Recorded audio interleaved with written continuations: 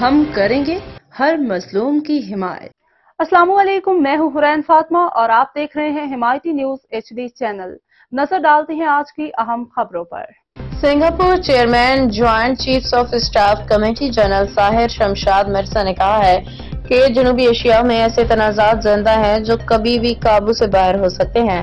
Singapore میں شنگریلا dialogue سے خطاب کرتے ہوئے چیئرمین جنرل طاہر شمشاد مرزا نے کہا کہ ایشیا پیسیفک 21ویں صدی کا جیو پولیٹیکل کاک پٹ بن چکا ہے۔ کرائسس مینجمنٹ میکانزم آج بھی کسی حد تک ناسک اور ادارہ جاتی سطح پہ غیر مساوی ہے۔ انہوں نے کہا کہ کرائسس مینجمنٹ کے لیے اسٹریٹجک انڈرسٹینڈنگ بڑھائی جانی چاہیے۔ پائیدار کرائسس مینجمنٹ کے لیے باہمی برداشت، ریڈ لائن کی پاسداری اور مساوات کی ضرورت ہوتی ہے۔